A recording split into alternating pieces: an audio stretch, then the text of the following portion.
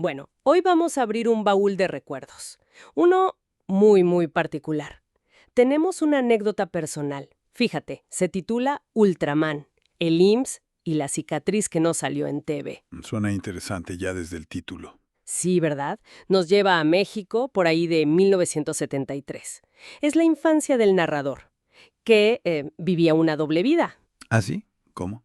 Pues mira, en casa era un torbellino, ¿no? Se disfrazaba de Ultraman, con su máscara de plástico del mercado, todo el show. Ajá. Pero en la escuela, en la primaria, era súper tranquilo. Un alumno modelo, calladito. Nadie se imaginaba que era un héroe japonés en secreto.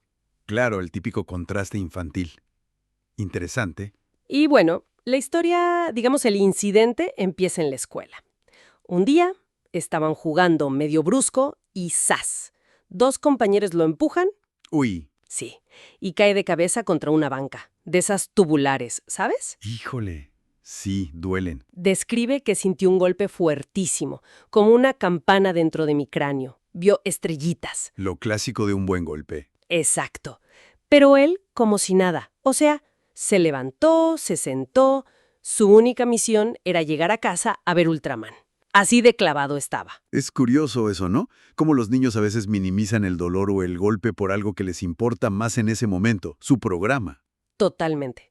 Pero claro, al llegar a casa, entra en acción el radar para detectar tragedias de su mamá. Ah, ese radar infalible. Infalible. Lo ve, nota algo raro, le toca la frente y luego la nuca.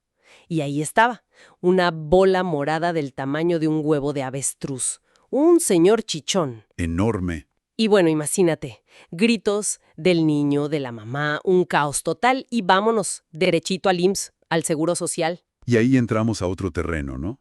El IMSS de los 70s. Toda una experiencia, me imagino. Sí, y la descripción es genial. Dice que el médico tenía bigote de villano de telenovela. Qué buena imagen. Y el diagnóstico fue directo. Hay que drenar ese chichón. Así, sin más. Y bueno, dejaron al niño solo con el médico y una enfermera. Eso hoy en día, bueno, es distinto, ¿no? Generalmente los padres se quedan. La atmósfera del IMSS en esa época, las prácticas, es interesante pensarlo. Claro. Y aquí es donde el niño, pues, saca su Ultraman interior. Ja, se puso en modo héroe. Totalmente. Ve la aguja y ¡pum! Empieza la batalla. Patadas, gritos. Dice que gritaba, ¡auxilio! ¡Me quieren matar! No, bueno, qué escena. La cosa se puso tan fea que tuvieron que llamar refuerzos. Entró un enfermero corpulento, lo describe como entró como Godzilla. Como Godzilla. O sea, la situación escaló bastante. ¿Y la solución? Agárrate, una camisa de fuerza. Una camisa de fuerza a un niño por un chichón. Híjole. Sí, así como lo oyes. Mira, eso sí que es un detalle fuerte. Habría que ver si era algo remotamente común, que lo dudo. O si fue una medida, pues, desesperada, porque el niño estaba, como decías, en modo Ultraman total. Quizás lo vieron como un desafío, ¿no? Podría ser. La percepción del personal médico ante un niño tan reactivo es un punto clave. Pero ¿sabes qué detuvo a Ultraman? No fue Godzilla, el enfermero. Entró su mamá. Le lanzó la famosa mirada 43, esa que congela el alma, ¿sabes? Uf, sí. La conozco indirectamente. Y con una voz que él describe como aterradora, le ordenó, te calmas. Y ya, fin de la resistencia. Ultraman se rindió. La autoridad materna, el verdadero poder definitivo. Es un clásico. ¿Sí? Y bueno, ya rendido, pues vino la inyección, la sutura, salió de ahí con un parche en la cabeza y su playera amarilla toda manchada, como de batalla. Y me imagino el regreso a casa. Otro acto. El papá, al verlo, solo dijo, resignado, ¿ahora qué le pasó? Jaja, la frase típica. Y lo más curioso o hasta cómico, si quieres, fue lo que confesaron los hermanos después. ¿Qué cosa? Que ellos estaban en la sala de espera, oyendo los gritos, y creyeron que lo estaban sacrificando. No me digas. ¿Qué imaginación o qué susto para ellos? Imagínate, y la cicatriz le quedó una en forma de cruz.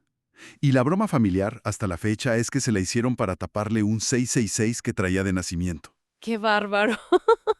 Es increíble cómo estas historias, que en el momento son traumáticas, medio cómicas, se vuelven parte del folclore familiar, ¿no? Exacto, se convierte en leyenda. y se va puliendo con cada vez que la cuentan. Los hermanos lo recuerdan como un desastre. Los papás decían que era un desmadre. Pero todos recuerdan la camisa de fuerza. Eso sí. Claro, es el clímax dramático. Y la cicatriz queda como un trofeo, ¿no? El testigo físico de esa batalla infantil, mezclada con la cultura popular, Ultraman y la experiencia colectiva del IMSS de esa época. Sí, él mismo bromea que ahí, en esa clínica del IMSS, quedó enterrada su carrera de superhéroe. Y fíjate, eso nos lleva a pensar en cómo estos elementos de la cultura, como un superhéroe japonés, se meten en nuestras vidas. No es solo un disfraz, fue como el motor de su reacción, ¿no? Y ahora es parte de cómo recuerda y cuenta su propia historia. Es verdad. Es un ejemplo muy claro de cómo lo global, la cultura pop, se teje con lo más personal, lo familiar. Te deja pensando, ¿no? ¿De qué otras formas, a veces sin darnos cuenta, esas figuras que admiramos de niños, héroes, personajes, lo que sea, se filtran en nuestros dramas personales? Claro. Y no solo colorean el recuerdo, quizá hasta influyen en cómo reaccionamos en ciertos momentos, ¿verdad? Una reflexión interesante.